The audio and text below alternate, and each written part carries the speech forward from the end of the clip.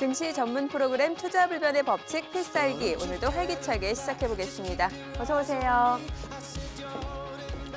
네, 이번 주 미 금리 동결 또 미중 협상 등 호재가 전해지면서 국내 증시도 모처럼 시원한 상승세를 보였죠. 그런데 올 한 해 코스닥이 코스피 대비로는 다소 부진한 모습을 보였어요. 네, 코스닥은 올해 들어서 현재까지 마이너스 수익률을 기록하고 있는데요. 잠시 후 약세 원인과 함께 전망까지 꼼꼼하게 짚어보도록 하겠습니다. 네, 이번 주도 주식시장에는 정말 다양한 이슈들이 쏟아졌는데요. 그 가운데 유니콘 기업 관련 이슈가 시장에서 큰 주목을 받았죠. 네, 에이프로젠 제약과 에이프로젠 KIC가 모기업인 에이프로젠의 유니콘 기업 등재 소식에 장중 상한가 또는 상한가에 근접하는 상승률을 보였습니다.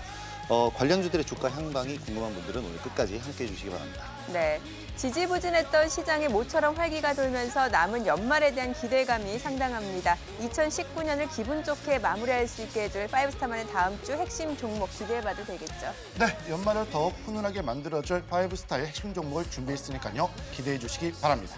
투자자들에게 속 시원한 해법과 전략을 세워줄 투자 불변의 법칙 필살기, 본격적으로 시작해보겠습니다.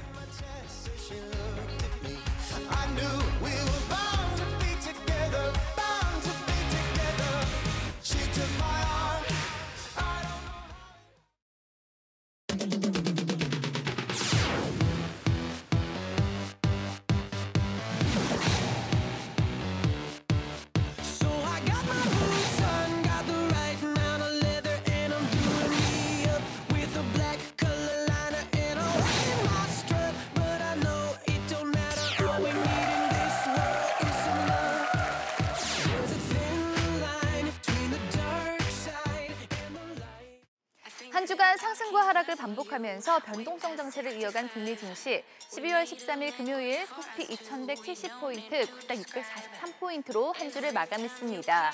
계속되는 변동성 장세 속에서도 파이브스타는 놀라운 적중률과 수익률을 자랑하고 있는데요. 오인오색 필승 전략으로 무장한 파이브스타. 그 가운데 수급이 확실한 중소형주를 집중 공략, 완벽한 매매 타이밍으로 수익을 최대치로 끌어올리는 김우영 대표의 수익률을 소개해드리겠습니다. 김우영 대표는 반복 매매로 수익을 극대화하고 있는데요.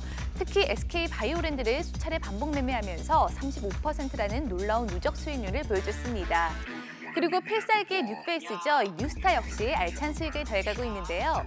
그 가운데 정확한 수급 분석으로 알짜 대장주를 저점에서 공략하는 손창현 대표의 수익률도 전해드리겠습니다. 손창현 대표는 카메라 모듈 부품업체 덕구전자로 차곡차곡 수익을 더해가는데요. 지난 9일까지 32%라는 높은 수익률을 기록했습니다. 빛나는 수익을 쌓아가는 파이브스타와 뉴스타, 이 올스타의 핵심 종목 및 투자 전략은 톡방을 통해서 만나볼 수 있으니까요. 참여를 원하시는 분들은 샵 3232로 문자 보내주세요. 그리고 유튜브 SBS CNBC 증권과 또 카카오톡 채널 SBS CNBC 파이브스타를 통해서도 다양한 주식 정보 만나볼 수 있으니까요. 많은 관심 바랍니다. 7조 1천억 원, 개인 투자자가 올해 들어서 이달 6일까지 코스닥 시장에서 순매수한 금액입니다. 이는 역대 최대 규모가 될 것으로 전망되고 있습니다. 하지만 개인의 기록적인 매수세에도 불구하고 수익률은 비관적입니다. 같은 기간 코스닥 마이너스 7% 수익률을 기록하면서 시장은 오히려 이렇게 뒷걸음질을 쳤습니다. 자, 그렇다면 비슷한 유형의 다른 나라 주식시장은 어땠을까요? 네, 주요국 지수의 올해 시총 변화를 살펴보도록 하죠. 자, 먼저 코스닥이 벤치마킹한 나스닥입니다. 미증시 호황을 이끌면서 보시다시피 17% 증가를 했습니다. 자, 그리고 일본의 자스닥 역시 6% 이상 증가세를 기록하면서 몸집을 키웠습니다. 하지만 안타깝게도 코스닥만 감소세를 나타냈습니다. 정부의 활성화 정책에도 좀처럼 살아나지 못하는 코스닥. 2부 리그 개미지옥이라는 꼬리표는 도대체 언제쯤 뗄 수 있는 걸까요? 수많은 이슈 속 저의 이번 주 저의 픽은 코스닥 수익률 뒷걸음, 개미들 커지는 한숨소리입니다.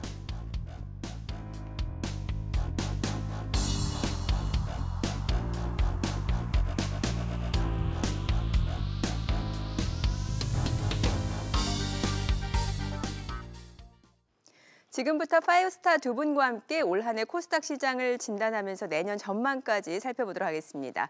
앞서도 얘기를 했습니다만 올해 코스닥 시장에서 개인의 순매수 규모가 사상 최대를 기록할 것으로 전망이 되고 있죠. 하지만 좋은 결과를 기대하기는 어려워 보입니다.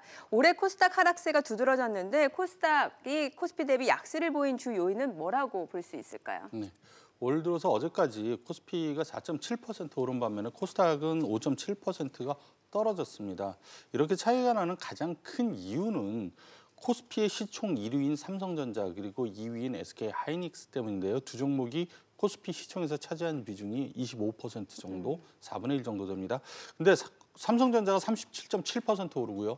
SK하이닉스가 37.8% 거의 비슷하게 올랐습니다. 코스피를 끌어올린 이유고 오를 수밖에 없었죠. 자본시장연구원의 그 자료에 따르면 올 들어서 11월 15일까지 코스피가 5.9% 올랐지만은 삼성전자를 제외했을 때는 거꾸로 1.7% 하락한 것으로 나왔습니다. 같은 기간에 코스피 시장에서 외국인들은 3조 4,300억을 순매수했는데 삼성전자를 4조 9천억 샀으니까 삼성전자 빼면 오히려 더 판 거죠. 코스피 네. 시장에서도. 그러니까 뭐 여기다가 SK하이닉스까지 더하면 효과는 더 커질 것이고요. 두 번째는 기관입니다. 올 들어서 기관들은 코스피 시장에서 7조 3천억을 순매수한 반면에 코스닥에서는 거꾸로 4조 2천억 정도를 팔았습니다. 코스피 시장에서는 연기금이 9조 3천억 사면서 전체 기관 매수를 주도를 했는데 코스닥에서는 기관들이 골고루 다 팔았어요. 작년에 이어서 올해도 많은 종목들이 신규 상장이 되는데 이게 이제 장외에서 공모를 할 때 받은 것을 시장 내에다 팔다 보니까 기관들은 순매도를 기록할 수밖에 없었다라고 보고요.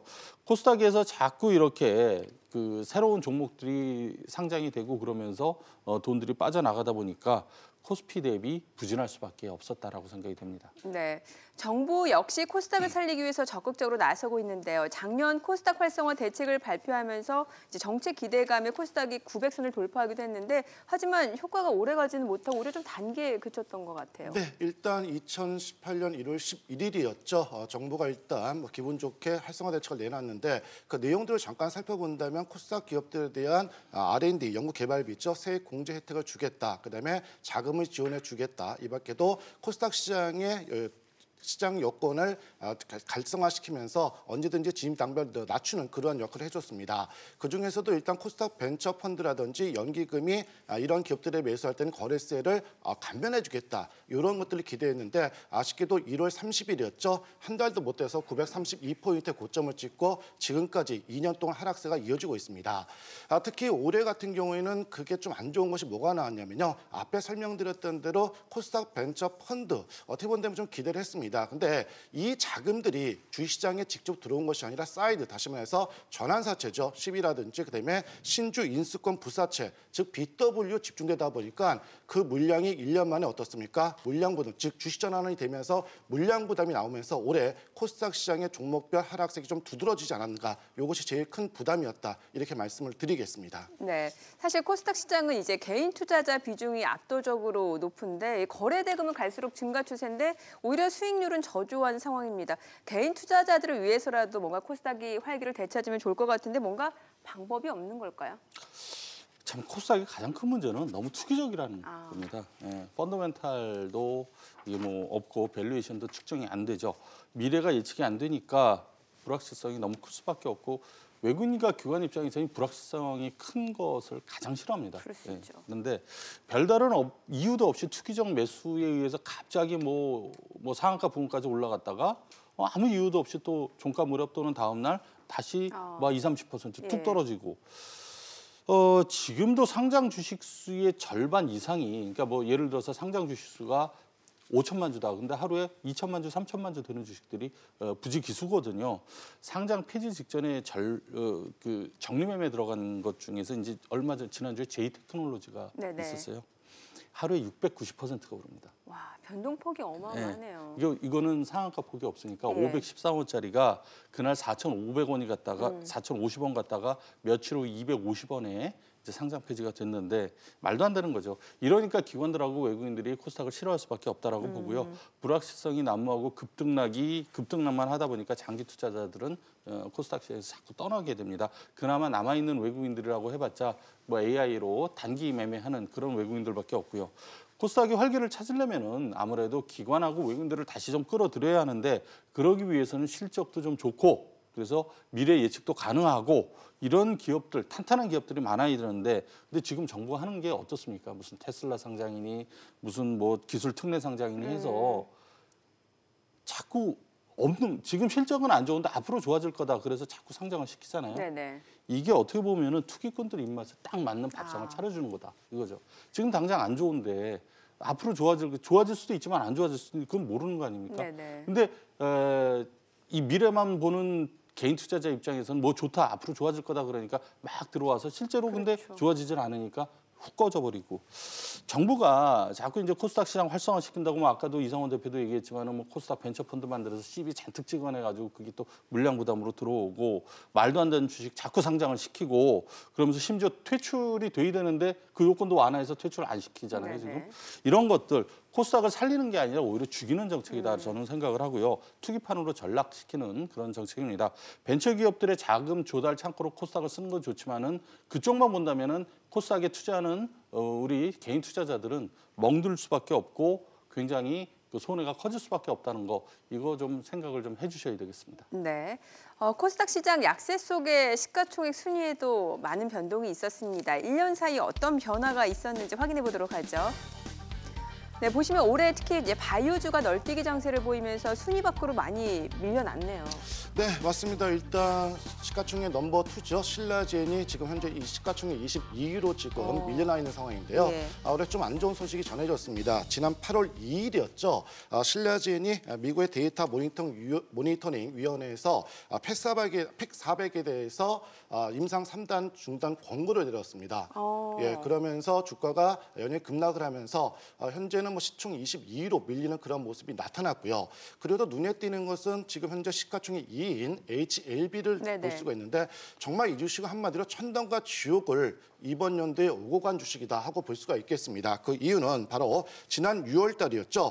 리보셀라 립이 FDA 허가를 못 받을 것이다 하는 그러한 뉴스가 나왔는데 3개월 후입니다. 바로 유럽 종양학회에서는 임상 3상이 성공했다 하는 그런 소식이 나오면서 주가가 무려 2만 1,000원에서 21만 3,000원, 무려 10배 이상 급등하면서 진짜 한마디로 지옥과 천당을 오고 가는 그런 모습을 보였다. 그래서 결국 지금은 시총 2위를 탈환하는 그런 모습이 이어지고 있습니다. 네. 자, 그리고 시총 변화 중 눈에 띄는 종목이 있습니다. 바로 KMW인데 연초에 88이었다가 이제 코스닥 시총 순위가 지난 9월 달에 3위까지도 올라갔습니다. 뭐 지금은 순위가 살짝 밀리긴 했습니다만 여전히 상위권인데 정말 놀라운 성장세가 아닌가 싶어요. 네. 올해가 5G가 시작된 원년이죠. 네. 통신업체들의 투자가 많을 수밖에 없고요. 당연히 통신 장비 업체들이 좋아질 수밖에 없습니다. 그런 상황에서 가장 수혜를 보는 회사가 바로 이 회사죠. 분기별 영업이익을 보면은 작년 4분기에 210억 적자였습니다. 그러다가 올해 1분기 248억 흑자, 2분기 555억 흑자, 3분기에 578억 흑자 이렇게 기하급수적으로 좋아지는 모습을 보이고 있습니다. 작년에 토탈로 보면 영업이익이 262억 적자였는데 올해는 3분기까지 1,381억 흑자니까 엄청 좋아진 거죠. 주가가 오르는 게 당연합니다. KMW. 네. 자, 그렇다면 내년에는 어떤 업종이 코스닥 주도주 자리에 오르게 될까요? 뭐 현재는 바이오, 미디어엔터, IT 부품주 등이 엎치락뒤치락 하고 있는데 두 분이 예상하는 내년 차기 코스닥 주도주를 확인해 보죠. 두 분 모두 IT 부품주라고 생각하시는 이유를 들어볼게요. 네, 일단 뭐 계속해서 IT에 대한 그 주가의 흐름을 본다면 좀 답답한 모습이 나타나고 있지만 아시다시피 이제 반도체 그동안 하락의 주 원인이었던 반도체 디램 가격이 이제 늦어도 내년 1분기 후반이나 2분기부터는 바닥을 찍을 것이라는 그런 얘기가 많이 나오고 있습니다. 이 밖에도 뭐 앞에 우리 이성호 대표님 말씀하신 대로 5G 이것이 이제 활성화 서비스 확대가 됨에 따라 부품이 당연히 들어갈 수밖에 없겠고요. 그다음에 그다음에 AI라든지 이런 기술들이 계속해서 발전되기 때문에 충분한 메리트가 있습니다. 또 한 가지 본다면은 뭐 우리가 앞에서 얘기했던 중에서 코스닥 벤처 펀드가 좀 아쉽게 실패를 했잖아요. 그렇죠. 그런데 이번에 일본과 대항하기 위해서 소부장 펀드, 다시 말해서 필승 코리아 펀드를 발행했는데 예. 코스닥 벤처 펀드라든지 활성화 이 펀드처럼 절차를 밟지 않고 실질적으로 한번 도움을 줘왔으면 좋겠다. 그래서 이런 것 하나의 기대가 될 수 있는 하나의 히든 카드다. 이렇게 말씀을 드리겠습니다. 네. 자, 올해는 거듭되는 악재로 코스닥이 약세를 지속했습니다. 자, 그렇다면 내년 어떨지 굉장히 중요할 것 같은데, 자, 1월 효과는 코스피보다 코스닥이 더 강력했던 것 같습니다. 자, 1월 코스닥이 상승할 거라고 보시면 5를 올려주시기 바랍니다. 자, 올려주세요. 상승할 것이다, 중립이다. 상승할 거다라고 보시는 이유 들어볼게요. 첫 번째는 이제 세법상 대주주로 분류되는 그 사람들 있잖아요. 네네. 양도소득세 회피를 위해서 올해 12월까지는 좀 팔 거고 그 재매수가 1월에는 다시 좀 들어올 것으로 그렇게 봅니다. 그래서 항상 그것 때문에 1월에 코스닥 시장이 좀 좋았고요. 두 번째는 연초에 정부가 새로운 정책을 항상 좀 발표를 하죠. 그렇죠. 코스닥 기업들은 그런 정책에 대한 탄력도가 굉장히 높기 때문에 분명히 시장에서도 좋게 인식을 받을 것이라고 보고요. 더군다나 내년에는 4월 달에 또 총선이 있고요. 또 512조에 달하는 역대 최대의 지금 예산이 편성이 돼 있습니다. 정책의 강도가 예년보다 더 셀 것으로 그렇게 전망이 됩니다. 마지막으로 11월부터 코스피 대비 지금 부진한 코스닥 시장의 흐름이 계속이 되고 있는데 연초에는 뭐 이제는 좀 코스닥이 좀 더 세질 수 있다라고 그렇게 봅니다. 네, 내년에 대한 기대감도 큽니다만 우선 이제 남은 연말까지 극심한 변동성이 예상되기 때문에 전략을 잘 세워야 될 것 같은데 어떤 전략이 좋을지 좀 세워주세요. 예, 일단 남은 연말 동안은 앞에서 계속해서 말씀을 드리지만 바로 다음 주부터 대주주 회피 물량이 본격화될 겁니다. 그래서 단기 상승폭이 강했던 일부 중소기업들은 여러분들 조금 피해 주시고요. 반대로 뭐 대형주 중에서는 제가 봤을 때 대주 회피 물량이 거의 나오지 않을 겁니다. 그래서 일단 실적이 어느 정도 톤이 되는 그런 기업도 위주로 해서 접근하는 것이 제일 좋다. 이렇게 말씀을 드리도록 하겠습니다. 네, 이성호 대표님도 남은 연말 전략 좀 세워주세요. 아직은 뭐 본격적인 그 매도 물량이 개인들 매도 물량이 나오지는 않고 있습니다. 오늘 좀 비로소 이제 좀 나오는 모양 보이는데 다음 주부터 개인들 매도 물량이 본격적으로 나오기 시작하면은 코스닥 비중은 좀 낮춰줄 필요가 있다라고 보고요. 미중 무역 협상의 타결이나 미국 그 관세 부과 연기와 맞물려서 반등 나올 때 그런 것들은 조금 정리를 해주시는 게 좋다고 보고요. 배당락 하루 전이 26일 그때부터는 매수를 들어가도 좋다. 그렇게 전략을 짜두시면 될 것 같습니다. 알겠습니다. 지금까지 시장 이슈 살펴봤고요. 앞서 두 분의 의견 참고하셔서 현명한 투자 전략 세워나가시기 바랍니다.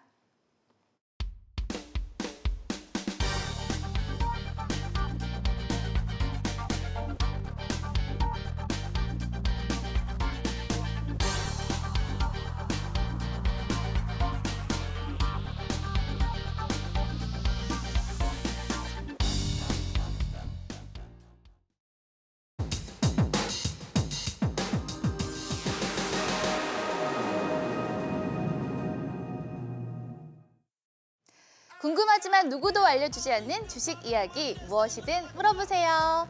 지금부터 친절한 연구와 혜남 씨가 명쾌하게 해결해 드리겠습니다. 아니 2019년이 시작한 게 엊그제 같은데 올해도 채 한 달이 남지 않았습니다. 매년 이맘때면 한 해를 돌아보곤 하는데 저는 올 한 해 우리 파이브스타 홍보를 위해서 정말 열심히 홍보한 게 가장 잘한 일 같거든요. 두 분은 올해 가장 잘한 일 뭐라고 생각하세요? 저 같은 경우에는 최근 일이라 기억이 나는데 10월 초부터 11월 중순까지 거의 퍼펙트 게임, 그러니까 손절 종목 하나 없이 매매를 갖다 했던 점. 그다음에 올해 강연회를 좀 많이 했어요. 그래서 주식 투자를 모르는 분들에게 많이 좋은 점들을 알려드린 점이 기억이 납니다. 네, 허 대표님은요? 네, 필살기 그 방송을 시작한 지가 거의 한 2년 가까이 되는데 그 기간 동안은 거의 미중 무역 분쟁으로 인해서 저희 국내 증시뿐만 아니라 세계 증시 전체가 좀 변동성이 컸습니다. 이렇게 좀 불확실성 장에서 저희 시청자분들과 같이 함께 좀 시장에 대응했던 거가 가장 또 잘한 일인 것 같습니다. 네, 두 분 모두 올해 또 알찬 시간 보내셨네요. 떠나가는 2019년이 아쉽지만 또 다가올 새해 또 준비를 해야겠죠.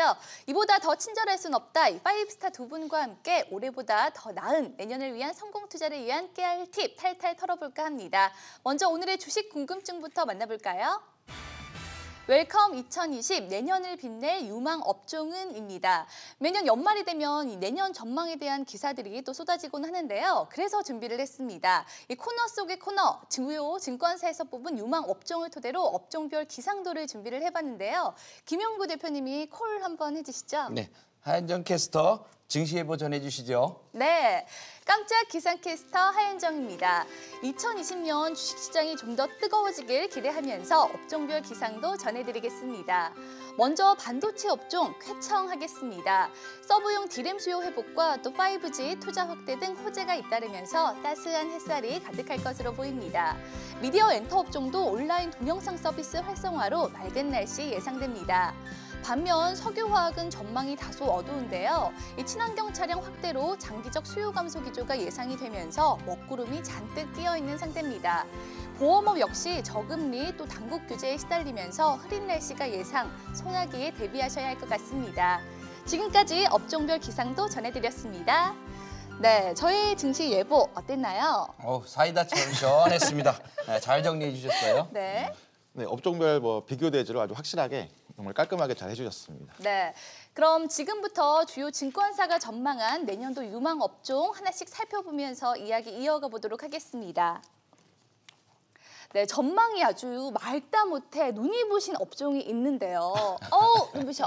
12개 증권사 중에 무려 11개사가 내년 IT 또 반도체 업종의 선전을 전망을 했습니다. 두 분은 예상하셨나요? 네. 아무래도 반도체 쪽, IT 부품 쪽하고 그다음에 그 외에 나머지 쪽도 좀 생각을 해보고 있는데요. 반도체 쪽 하면은 뭐 OLED 또 카메라 모듈, PCB 관련도 다 혜택이 포함이 되는 것 같습니다. 그래서 반도체는 삼성전자, SK하이닉스, OLED는 뭐 ICD를 비롯해서 APP 시스템, 원익 IPS, PCB 하면은 코리아 서큐트 인터플렉스, 카메라 모듈하면 MC넥스, 캠트로닉스 이런 종목들을 주도주로 해서 좀 보시면 훨씬 좋을 것 같습니다. 네, 이 미디어 엔터 역시 내년에는 맑은 날씨가 예상이 되는데요. 이 사실 미디어 엔터 섹터는 올해 유망 업종으로도 꼽히기도 했는데 뭐 버닝썬 사태 등 악재가 겹치면서 길을 펴지 못했습니다. 내년에는 해가 좀 활짝 뜰까요? 네, 올해보다는 좀 더 긍정적인 좀 환경이 좀 조성될 전망입니다. 첫 번째로 이제 환중 관계가 좀 개선되었고, 그리고 또 유튜브와 넷플릭스 등 좀 글로벌 OTT죠, 온라인 동영상 서비스 이런 기업들이 좀 아시아에 공격적으로 시장 공략 강화가 예상되면서 이쪽 업종이 좋을 거고요. 특히 그 미국 시장 조사 기관인 이 마케터에 따르면 이제 그 미국의 인구 대비 OTT 구독 비율이 지난해 50%를 넘어섰는데요. 내년에는 57%까지 좀 증가할 전망입니다. 이런 좀 모든 환경들이 이런 미디어 업종들을 올해보다는 내년에 좀 더 긍정적으로 바라보게 하는 그런 요소로 작용하고 있습니다. 네. 그리고 저는요, 또 5G 관련주들도 궁금한데요. 올해 엄청난 상승률을 보이면서 고공행진을 펼쳤던 5G 관련주가 최근 주춤한 모습 나타냈습니다.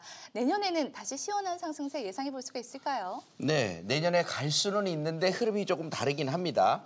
요 KMW 같은 경우 대장주가 10,000원에서 80,000원까지, 오이솔루션이 10,000원에서 70,000원까지 급등을 했으니까 이런 대시세를 보여줬던 종목들은 주로 한 1년 넘게 좀 조정을 보이기도 하거든요. 그러면 지금 조정한 구간이 한 4개월 정도밖에 안 되니까 앞으로 좀 더 조정을 보여야 되는데 중간중간 이제 반등이 들어오면서 단기적인 투자 전략은 되겠지만 진짜로 올라가는 건 2020년 1분기가 좀 지나면서 2분기 때부터 좀 움직여질 수 있는 가능성이 높으니까 그때쯤에 초점을 좀 맞춰주시면 되겠습니다. 네, 내년에 먹구름이 잔뜩 낀 업종도 있는데요. 같이 쓰실래요? 작으니까 저 혼자 쓰는 걸로. 바로 석유화학입니다. 사실 관련주들은 올해도 계속 흐림 아니었나요? 네, 맞습니다. 그 중동의 그 석유화학 증비 설비 증설이랑 또 특징적으로 이제 전기차 등 그 친환경 차량 확대로 인해서 좀 장기적으로 석유 수요가 좀 감소 추세입니다. 여기에다가 또 화학 제품 수요 증가세도 좀 둔화되고 있고, 지역별 좀 투자로 인해서 글로벌 설비 능력 확대에 따라서 좀 공급이 늘 것으로 우려되고 있습니다. 그래서 좀 이쪽 좀 경기 민감 쪽과 그다음에 이런 석유 화학 쪽은 내년 하반기까지도 충분히 좀 계속 안 좋은 흐름을 보일 것이라고 보이고 있습니다. 네. 그리고 이 약세 업종에 바이오도 이름을 올리고 있거든요. 또 저희가 지난 시간에 새내기주 관련해서 이야기를 나눠봤지만 내년에는 바이오 또 대어들의 상장이 기다리고 있습니다. 바이오주에 좀 활기를 가져오지 않을까 기대가 되는데 두 분은 어떻게 보시나요? 예, 맞습니다. 과거에 삼성바이오가 상장됐을 때를 기억하시나요? 한 12만 5천 원 정도가 그때 당시에 상장돼서 저점이었는데 그 시점부터 60만 원까지 스트레이트로 급등을 했었습니다. 1년 4개월 만에 그만큼 올라간 것이거든요. 그래서 제일 먼저 여러분들이 보셔야 될 종목이 지난번에도 얘기했지만 SK바이오팜. 그 외에 CJ 헬스케어 같은 종목들이 이제 상장이 예상이 돼 있는데 SK바이오팜은 이번에 엑스코프리에 의해서 제2의 뇌전증 신약을 또 준비하고 있거든요. 이런 내용들로 인해서 바이오주에 또 한번 바람을 불러일으킬 수 있는 가능성이 높아요. 그런데다가 SK바이오팜이나 셀트리온의 판매 허가 또 중견기업의 기술 수출 이런 내용들을 볼 때는 바이오주들도 한 업종으로 충분히 중심 섹터가 될 것으로 보고 있습니다. 네, 지금까지 증권사에서 전망한 유망 그리고 약세 업종들 살펴봤는데요. 그렇다면 이 파이브스타 두 분의 의견도 또 들어봐야겠죠. 2020년 그 어떤 종목보다 쾌청할 것 같은 유망 업종 공개해 주시죠. 하나, 둘, 셋. 네, 김영구 대표님은 IT 부품과 바이오주요. 네.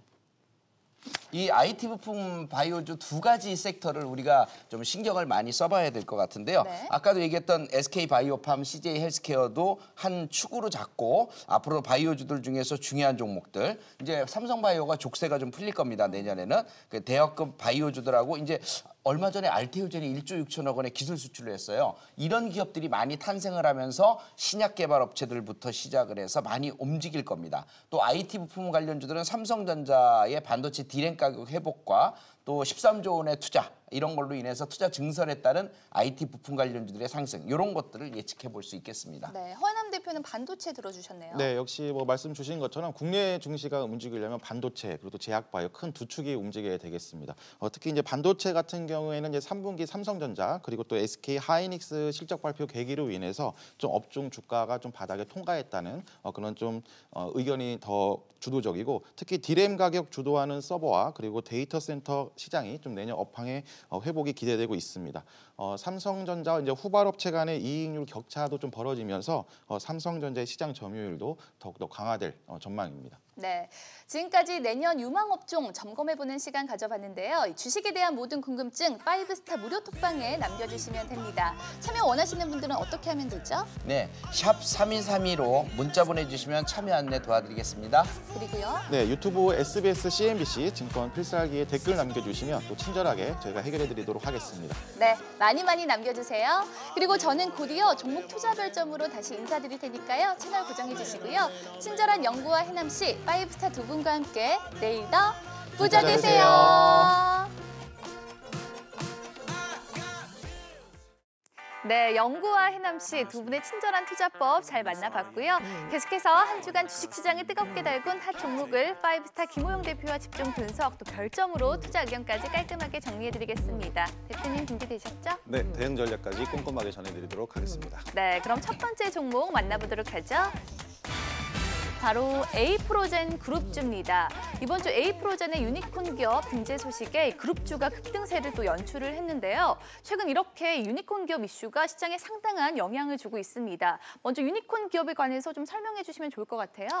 네, 유니콘 기업이 요즘에 많이 이 단어가 쓰이고 있는데요. 유니콘 기업이란 기업 가치가 10억 달러 이상, 그러니까 하나로 1조 원 이상의 비상장 스타트업 기업을 얘기를 하는데요. 2013년에 벤처 투자자인 에일린 리라는 사람이 처음에 사용한 단어입니다. 일단 유니콘이 상상의 동물이지 않습니까? 네. 상상의 동물이다 보니까 스타트업 기업이 성장하고 또 상장하기도 전에 기업 가치가 1조를 돌파했다는 것이 그만큼 불가능하다는 의미가 되겠고요. 그만큼 놀라운 일 그리고 엄청난 기업이다. 이런 기대감을 심어주는 단어라고 보시면 될 것 같습니다. 네, 특히 에이프로젠이 바이오 분야 최초로 유니콘 기업으로 선정이 됐다고 하죠. 네, 그렇습니다. 생명공학 분야에서는 최초로 유니콘 기업으로 선정이 됐는데요. 에이프로젠은 김재섭 대표가 카이스트 교육 재직 당시였던 2000년에 제넥셀을 설립을 했고요. 2006년에 바로 이 에이프로젠을 인수를 하면서 본격적으로 사업 사업을 진행을 했는데요. A프로젠이 최근에 유니콘 기업으로 지정된 것은 최근에 200억 상당의 투자금을 또 유치를 했다고 합니다. 이 유치로 인해서 기업 가치가 1조 원을 돌파하면서 유니콘 기업으로 선정이 됐다고 합니다. 네, 이번 주 유니콘 기업 선정 소식에 이 A프로젠 그룹주가 급등세를 연출했는데요. 그렇다면 A프로젠 그룹주가 계속해서 투자 매력 뽐낼 수 있을까요? 투자 별점 바로 확인해 보도록 하겠습니다. 4점 주셨는데 주가 계속 오를 거다라고 보시는 건가요? 일단 주가가 많이 높지 않은 상태이기 때문에 4점을 드렸는데요. 네. A프로젠 그룹주들을 이번 주에 보신 분들은 아시겠지만 매매하기가 상당히 까다롭습니다. 왜냐하면 변동성이 굉장히 크기 때문인데요. 일단 무엇보다 주가가 높지 않은 상태에서 바닥권에서 움직이고 있습니다. 그리고 호재가 만만치 않은 호재가 나왔고요. 유니콘 기업이라는 첫 번째로 사용된 그러니까 지금 현재 증시에서 유니콘 기업이라는 이 단어의 후광 효과를 받은 첫 번째 기업입니다. 그렇기 때문에 좀 더 관심이 있을 것 같고요. 말씀드린 것처럼 변동성은 심하지만 구간 확보만 잘하신다면 오히려 큰 수익도 노려볼 수 있을 것 같습니다. 네. 그렇다면 A프로젠 그룹주 가운데 가장 눈여겨볼 최선호주가 있다면 어떤 게 있을까요? 네, A프로젠, KIC, HNG 제약이 있는데요. 이 중에서는 A프로젠 제약을 좀 제약? 말씀을 드리고 싶습니다. 왜냐하면 A프로젠, KIC는 생각보다 무겁습니다. 그래서 변동성이 그렇게 강하지가 않고요. A프로젠 HNG는 동전주입니다. 그래서 오히려 변동성이 또 너무 극심하기 때문에 대응이 더 어렵습니다. 이 두 종목 중에서 가장 완만한 흐름을 보이는 종목이 A프로젠 제약인데요. 오늘도 상승 흐름을 보이다가 좀 밀리면서 마무리됐기 때문에 다음 주에도 한번 매매할 수 있는 매력적인 구간이 만들어질 것 같습니다. 네. 그럼 계속해서 시장의 주목을 받은 또 다른 핫 종목 만나보도록 하죠. 바로 코스모화학입니다. 이 코스모화학이 이번 주 급등세를 연출했는데요. 상승 배경부터 좀 짚어볼게요. 일단 코스모화학이 가장 주요 사업으로 진행하는 것이 이제 2차 전지 사업입니다. 근데 이제 최근에 중국의 왕이 외교부장이 방한을 하면서 관심을 받게 됐는데요. 중국 정부에서 친환경차 추천 목록을 발표를 했습니다. 지난 6일에 2019년 11차 친환경차 추천 목록을 발표를 했는데요. 이 목록에 상하이 테슬라와 베이징 벤츠가 포함이 되어 있습니다. 이 기업들이 각각 LG화학과 SK이노베이션에서 생산하는 2차 전지 배터리를 탑재를 한 완성차를 만들고 있는데요. 이들 차량들의 이제 중국 정부에서 3년 만에 보조금을 지급하기로 결정을 했습니다. 이러면서 이제 판매 증가에 대한 기대감이 생기게 되는 거고요. 이들 LG화학과 SK이노베이션의 이제 2차 전지 배터리 소재인 양극할 물질 그리고 촉매제 등을 생산하는 코스모화학이 수혜주로 부각이 된 것 같습니다. 네, 그동안 주가가 내리막을 걸었던 코스모화학 지금의 상승 기세 계속 이어갈까요? 투자 별점 바로 확인해 보도록 하죠. 별점 4점 주셨네요. 이유 들어볼게요. 굉장히 탄력적으로 움직였습니다. 2018년 1월 달 이후로 지금까지 한 번의 반등도 없이 계속 내리막길을 걷던 주가였는데 이번 중국발 호재로 인해서 굉장히 탄력적인 모습을 보였습니다. 그렇기 때문에 일단 2차 전지주 중에서도 코스모화학이 대장주로 지금 움직이고 있는데 거래량 자체가 달라졌고요. 완전히 종목 성격이 바뀌었습니다. 그렇기 때문에 어떻게 보면 매매하기가 좀 더 까다로워졌다라고 할 수가 있겠는데 속도가 굉장히 빨라졌어요. 그래서 매수 구간을 좀 잘 잡으셔야 될 겁니다. 최근 단기 상승폭이 좀 있기 때문에 매수가만 잘 확보를 하신다면 이제 실적적인 면이 그동안 악재로 반영됐던 부분이 중국발 호재로 인해서 개선될 여지가 충분하기 때문에 투자 별점 4점을 드렸습니다. 네, 이 코스모화학을 비롯한 2차 전지 관련주에 대해서는 어떻게 좀 생각을 하시나요? 한동안 좀 약세를 나타냈는데 반등 기대해 볼 수가 있을까요? 종목별로 좀 차이가 있을 것 같습니다. 특히 코스모화학 같은 경우에도 이렇게 활발하게 움직임이 나왔는데 코스모 신소재 자회사거든요. 주가 흐름이 그렇게 잘 나오지는 않았습니다. 그리고 일진홀딩스라든지 일진머티리얼 같은 이 관련되어 있는 기업들 같은 경우에도 주가 상승 탄력이 단발성에 그쳤는데 일단 차이점은 있겠지만 분명한 것은 지금까지 주가 하락은 굉장히 과도했다. 이것은 분명한 사실입니다. 그렇기 때문에 저점이라는 모습 자체에서는 서로 공통점이 있다고 보시면 될 것 같고요. 지금의 구간에서 오히려 지금 개인 투자자분들은 2차 전지에 많이 지금 보유를 하고 높은 자리에서 보유하신 분들이 많은데 여기서 추가 매수를 통해서 단가를 좀 낮추고 또 빠져나오는 전략을 취하시는 것도 좋은 방법이 될 것 같습니다. 네, 그럼 계속해서 한 주간 시장의 주목을 받은 마지막 핫 종목 확인해 보도록 하겠습니다. 바로 파트론입니다. 파트론은 이 스마트폰 부품 업체 아닌가요? 네, 맞습니다. 스마트폰 부품 업체이고요. 카메라 모듈을 주로 생산하는 기업인데요. 이동통신용 핵심 부품, 카메라 모듈 외에도요. 안테나, 수정 디바이스, 아이솔레이터 등 다양한 제품들을 생산을 하는 기업입니다.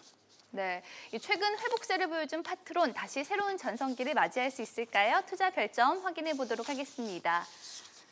별점 4점을 주셨는데 연말이라 그런가요? 점수가 좀 후한 것 같은데요. 네, 진짜 연말이라 좀 풍성하게 드린 것도 있는데요. 네. 오늘 종목들이 대부분 저점에서 올라오는 종목들이 굉장히 많았습니다. 파트론도 이제 그런 종목 중에 하나가 되겠는데요. 파트론 같은 경우에는 조정폭이 그간에 굉장히 깊었습니다. 더군다나 2019년에 중반쯤 올랐다가 최근에 많이 내려온 그런 상태이기 때문에 오히려 더 메리트가 있다고 할 수가 있겠는데요. 폴더블 스마트폰의 흥행 그리고 반자율 주행 기술이 본격적으로 도입이 되면서 매출처가 다각화가 됐습니다. 이런 부분들을 본다면 파트론 지금부터 성장 가능성이 주가 상승의 가능성이 충분하다고 생각합니다. 네, 그동안 성장이 둔화했던 스마트폰 관련주들이 최근 시장의 주목을 받고 있는데요. 관련주들의 전망과 함께 최선호주도 좀 들어볼게요. 말씀드린 것처럼 이제 앞으로 IT 부품주들이라든지 특히 스마트폰 관련주들, 부품주들이 많이 주가가 다시 회복이 될 거라고 생각을 합니다. 가장 큰 이유는 폴더블 폰이 성공적으로 안착을 했습니다. 올해 나왔던 폴더블 스마트폰들이 모두 흥행을 거뒀고요. 이런 흥행을 통해서 폴더블 스마트폰이다 보니까 또 최근 나오는 스마트폰들이 카메라가 굉장히 다양한 렌즈를 여러 개를 구비를 하는 제품들이 많은데요. 이러면서 카메라 모듈이 급격하게 성장하고 카메라 모듈의 수요가 증가를 했습니다. 여기에 반자율주행 시스템이 본격적으로 도입이 되면서 이 매출처 자체가 다각화가 됐고요. 이런 부분들을 봤을 땐 IT 부품주들 충분히 추가 상승 가능하다고 봅니다. 그간은 KH 바텍이 최선호주였는데 최근 주가 상승이 굉장히 컸습니다. 그래서 KH 바텍은 이제 서서히 수익 구간 접어들어서 수익 실현하셔야 되는 그런 구간이고요. 파트론이 이제 최근 조정을 겪고 이제 반등을 준비하는 구간이라 조금 더 매력적인 것 같습니다. 네. 지금까지 한 주간 시장을 뜨겁게 달군 핫 종목들 만나봤는데요. 앞서 5스타의 투자 별점 참고하시기 바라고요. 또 시장의 핵심 종목들 5스타 톡방을 통해서도 만나볼 수 있으니까요. 참여 원하시는 분들 샵 3232로 문자 보내주세요. 그리고 똑똑한 주식 투자를 위해서 뉴스타가 떴습니다. 손창현 대표의 성공 투자 노하우 바로 만나보도록 하겠습니다. 네, 안녕하세요. 톡톡한 투자의 손창현 대표입니다. 지금부터 성공 투자를 위한 아이디어를 전해드릴 텐데요. 톡방만 제대로 봐도 수익이 보인다. 첫 번째 키워드는 대내외 이벤트입니다. 불안한 시장이지만 결국 이벤트 등은 계속해서 발생할 수밖에 없는 점이다. 그리고 시장이 좋든 나쁘든 이벤트를 확인하면서 대응할 필요가 있다는 부분입니다. 그래서 올해보다 내년이 더 중요한 이벤트가 많다는 점에서 표를 한번 보도록 하겠습니다. 국내외 정치적인 부분은 역시 집권 3년의 성과가 필요하다는 부분이 나타나고 있고요. 그리고 미국에서는 재선 관련 이슈가 있다라고 보시면 좋을 것 같습니다. 거기에서 경기 부양 가능 정책과 그리고 대규모 투자 관련된 부분, 그리고 미중 무역 협상 관련된 부분에 긍정적인 모멘텀까지 이어질 수 있다라고 보고 있기 때문에 올해보다 내년이 더 좋다. 그리고 여기에서 가장 중요하게 보셔야 될 부분은 역시 수급이다. 여기에서 미국 증시가 고평가 논란의 이 부분으로 대응하고 있기 때문에 결국 이머징 마켓에 대한 시장의 관심이 집중이 될 수밖에 없다라고 좀 보고 있습니다. 그러면 계속해서 제가 그렇게 생각하는 이유를 설명해 드릴 텐데요. 두 번째 키워드는 바로 수급 불균형의 해소입니다. 최근 시장의 흐름을 보시면 수급 불균형으로 인해서 종목별 장세가 지속 중입니다. MSCI A주 편입으로 인해서 외국인이 코스피 시장에서 상당히 많이 매도를 하고 있고요. 역시 11월 한 달 동안 보시면 21일 거래일 동안 연속 매도가 한 4조 2천억 정도 나오고 있는 모습이었습니다. 그리고 코스닥으로 보면 외국인 1,900억 매도, 그리고 기관이 6,500억 매도를 하면서 외국인들에 대한 매도세가 상당히 컸고 기관도 상당히 컸다라고 좀 볼 수가 있을 것 같습니다. 여기에 이제 11월 말 윈도우 드레싱으로 인한 펀드 리밸런싱으로 인한 부분에 있어서의 매도도 나왔었는데요. 이 부분을 이제 12월에 쇼 커버링이나 그리고 이머징 마켓 시장에 대한 부분에 관심이 집중이 되는 부분에서 외국인과 기관이 동반으로 매수를 할 수 있다는 부분으로 해석을 하시면 좋을 것 같습니다. 그러면 이 같은 시장 상황 속에서도 남은 연말을 내년 포트폴리오를 위한 사전 포석 기회로 활용해 보시는 것도 좋을 것 같은데요.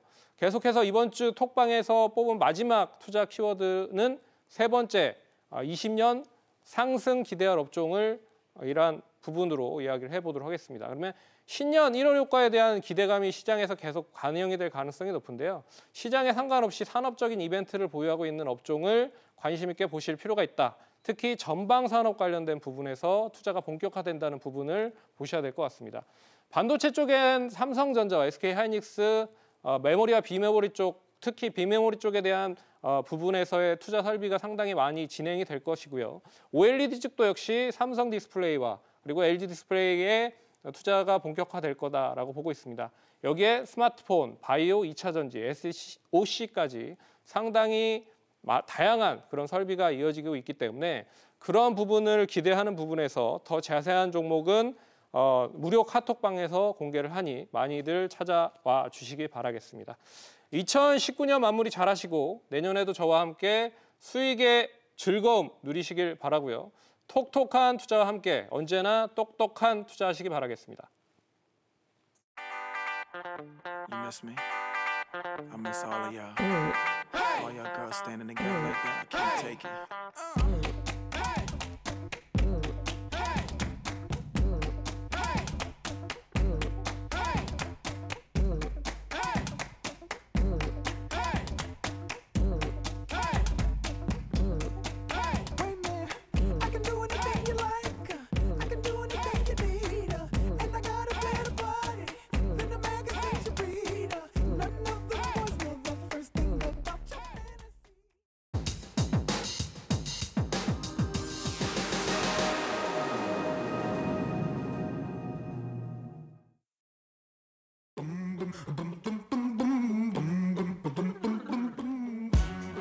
지금부터 다음 주 내 계좌를 화사하게 만들어줄 5스타의 핵심주 만나볼 텐데요.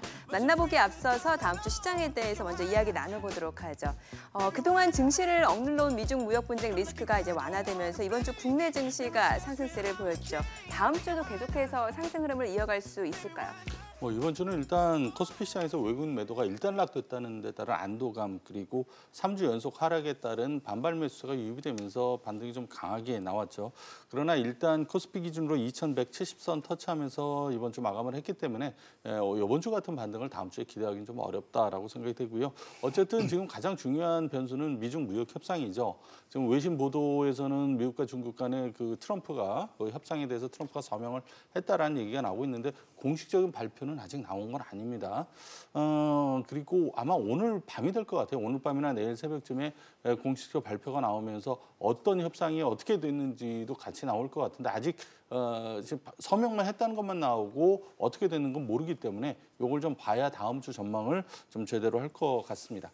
또 한 가지 이제 긍정적인 뉴스가 아침에 같이 나왔는데요. 뭐냐면은 영국 총선에서 보수당인 여당인 보수당이 과반 이상을 차지했다라는 건데 이렇게 되면 질서 있는 브렉시트가 될 가능성이 높고요.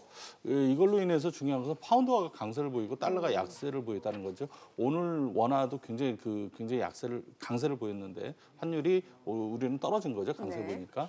자, 그렇게 되면 달러가 약세를 보인다라는 것은 그동안 달러 자산으로만 돈이 갔었는데 달러 자산에서 비달러 자산으로 자금이 이동을 하면서 또 더군다나 중국에 대한 경제가 지금 중국이 미중 무역 협상으로 경제가 좀 살아나게 되면은 소위 말하는 차이나 플레이, 즉 중국으로 돈이 몰리고 우리나라도 굉장히 좋아질 수 있는 그런 여건이 형성이 되기 때문에 전반적으로 이번 주, 다음 주에는 그렇게 크게 올라가지 못하더라도 분위기 자체는 계속 좋아질 것이다라고 전망이 하겠습니다. 네, 자 그럼 다음 주 어떤 전략이 좋을까요? 예, 일단 미중 1단계 합의는 재료 노출됐기 때문에 저는 일단 소멸이라 말씀을 드리겠고요.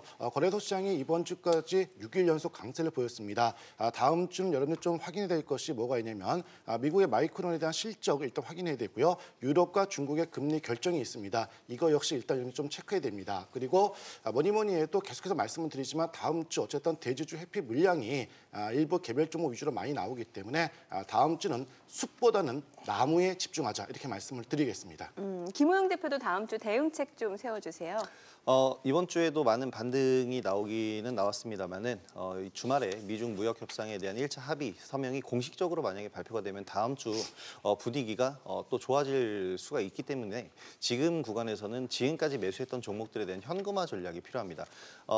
합의에 서명을 했다고 해서 무조건 거기서부터 지수가 미친 듯이 상승을 하는 것이 아니라 지금까지 그 기대감을 끌고 왔다면 여기서는 재료 소멸이 될 수 있기 때문에 최대한의 현금화 전략 필요하고요. 내년에 대한 준비를 하는 이제 시기를 맞이하셔야 될 것 같습니다. 네, 참고하셔서 다음 주 성공 전략 세워나가시길 바라고요. 5스타 세 분이 방송과 모바일을 통해서 추천해드린 종목들 수익률 점검해보도록 하겠습니다. 자, 먼저 보시게 되면은 이성호 대표 AS 종목이 바로 KMW. 지난주에 이제 핵심주로 선정을 해주셨고 그 이후에 단숨에 목표가에 도달하더라고요. 네, 11월 29일 날 필살기 통해서 방송 통해서 추천드렸었는데 5일 만에 단기 목표가 51,000원 뚫고 52,900원까지 올라갔습니다. 이후 조정받고 47,700원까지 다시 떨어졌다가 지금 좀 오른 상태인데요. 못 파신 분들은 한 52,000원 이상까지 오르면 정리를 하시면 될 것 같고요. 잘 매도를 하셨다 하시는 분들은 재매수 하시려면 21선까지 조금 기다렸다가 사보는 게 좋다라고 생각됩니다. 지금 21선이 한 48,400원 정도 됩니다. 네, 알겠습니다. 자, 계속해서 이상훈 대표의 AS 종목이죠. 매지온. 네, 지난 수요일이었습니다. 이틀 전이죠. 증권사 MTS를 통해서 여러분들께 14만 원 이하권에 추천드렸는데요. 일단 고점에서 많이 빠진 것도 있지만 유델라필에 대한 그 재료는 여전히 유효하다 말씀을 드리겠고 외국과 기관들의 수급도 긍정적으로 나타나고 있습니다. 일단 14만 원 또는 이하권에서는 계속해서 물량을 잡도록 하겠고요. 1차 목표 가격은 16만 원 잡도록 하겠습니다. 단 12만 5천 원이 깨지게 된다면은 이번 달에 저점을 깨는 거기 때문에 이 라인은 꼭 손절 라인 지켜달라 말씀을 드리겠습니다. 네. 자, 계속해서 김호영 대표의 AS 종목입니다. SK케미칼인데 최근에 조금 지지부진했던 것 같은데 추가 전략 세워주세요.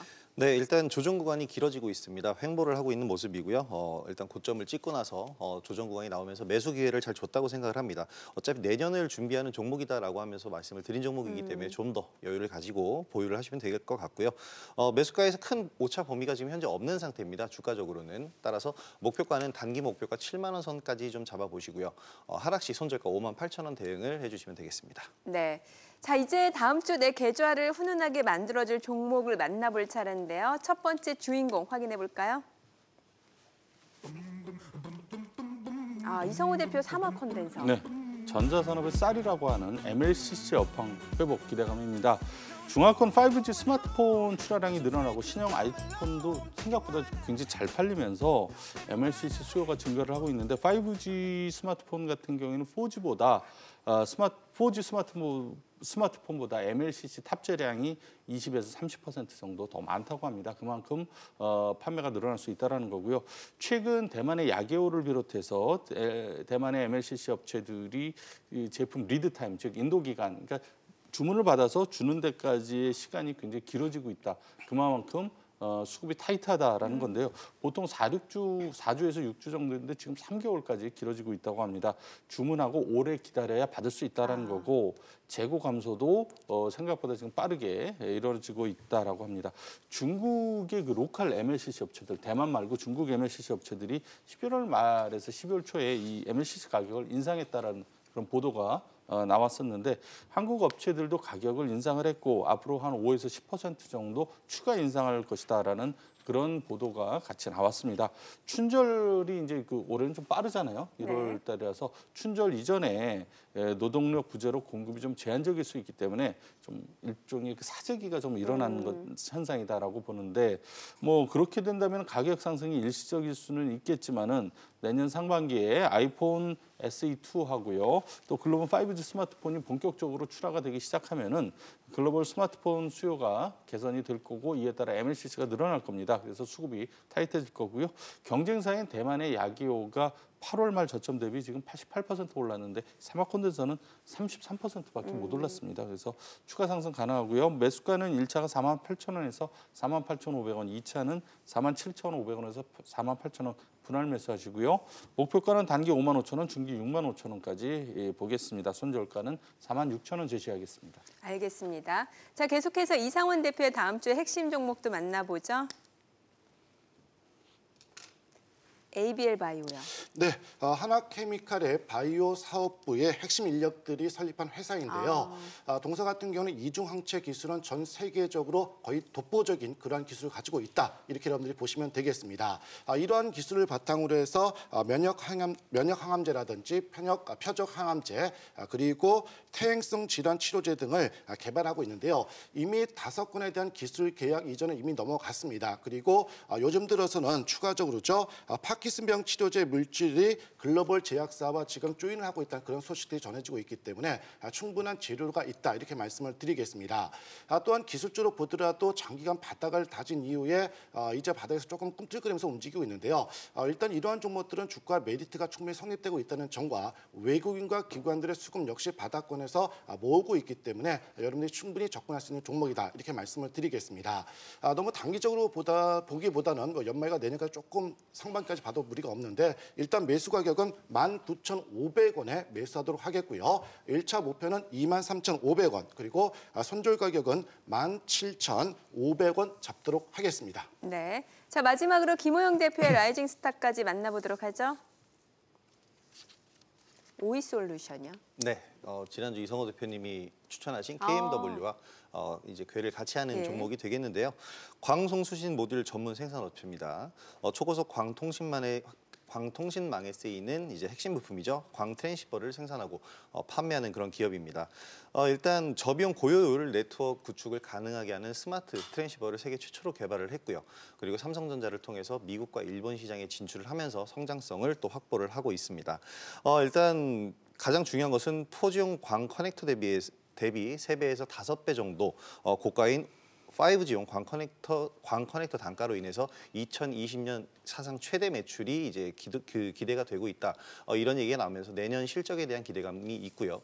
올해 5G 가입자 수가 예상보다 굉장히 저조했다라는 이런 발표가 있는데요. 이런 기록이 있는데 내년에 고스란히 또 실적으로 반영되면서 내년 5G 가입자 수 증가로 인해서 실적 이슈 또 노려볼 수가 있을 것 같습니다. 일단 매수가 51,500원 제시를 해드리겠고요. 단기적으로 목표가 57,500원, 손절가는 48,000원 제시해드리겠습니다. 네, 5스타의 핵심 종목까지 만나봤는데요. 투자의 최종 판단과 책임은 투자자 본인에게 있다는 점 기억하시고 자신의 원칙에 맞춰서 성공 투자하시기 바랍니다.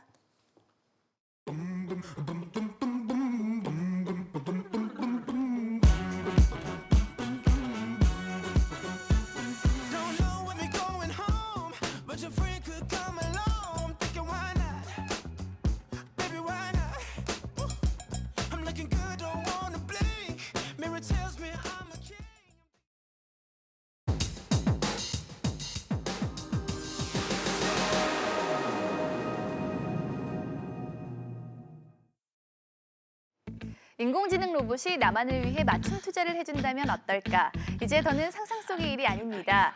지금부터 방대한 데이터를 실시간으로 빠르게 분석, 또 나의 투자 성향에 딱 맞는 종목 선별은 물론 전략까지 꼼꼼하게 세워주는 로보마켓을 소개해드리겠습니다.